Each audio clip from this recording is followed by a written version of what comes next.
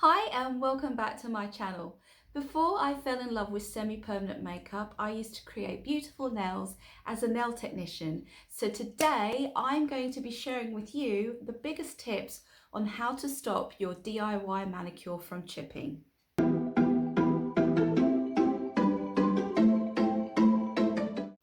Now, before you click away and think you haven't got time for this and there's so much going on with homeschooling, etc., I feel your pain. However, there are 4 main reasons why you should continue to watch this video, which I'm going to explain right now. First of all, it creates a brilliant impression for your daughters. Our little girls like to copy. This hopefully will lead to them not pulling away at their side walls or their cuticles or even biting their nails, because we know biting nails leads to infection. So obviously we would want to lead by example. Number 2, doing your nails is a little bit of me time. Now this is so important, especially in the current climate, that you can step back from your world and set aside any thoughts that you may have and just focus on that one task. Someone said to me that mindfulness can come whilst you're doing the dishes or hoovering. It's about putting your mind at that present moment and focusing. So why not use a little bit of a self-pamper as an opportunity to feed your mind? Number 3, nice nails will cheer you up, and I think we can all do with a little bit of cheering up in this current climate, don't you?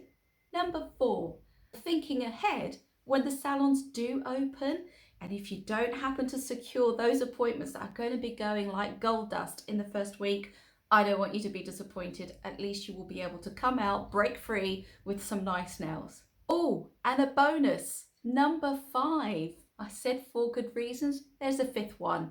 The 5th one is budget. So with everyone suffering right now in this climate, why not just pick up a few tools and save yourself a little bit of money, and your wallet will thank you for it. Right, now that you know what's in store for you in this video, let's begin. There are 5 main reasons as to why your DIY manicure might be chipping.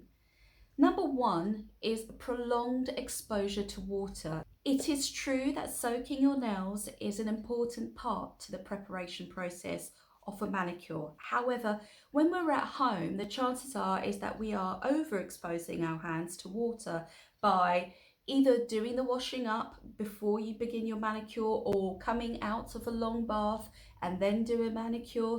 The reason this is a problem is because your nails are porous, which means they soak in water whilst you're doing all of those activities. So if you imagine then applying a layer of polish onto nails that have been expanded, when they contract to their usual size, there is movement in that polish, and that movement alone is enough to cause premature chipping. It is true that at the salon you will soak your nails. However, it is unlikely that you'll be over soaking them as you could do at home. Number 2, poor nail preparation.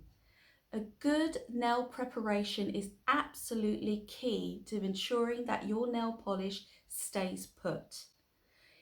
In addition, if you don't prepare your nails properly, what you'll end up with is potentially varnish overflowing onto the cuticle area, which you haven't removed, or a bumpy, unsmooth and sheer disappointing results, to be quite frank.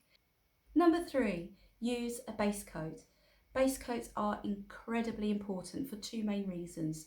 The first one is they will prevent your natural nail bed from staining. That's correct. If you're using polish without a base coat, you could end up with an unsavory yellow look to your nails. That's just what happens. It's a reaction to pigmented polish. So you want to make sure that you've got that clear layer underneath before you apply your colour.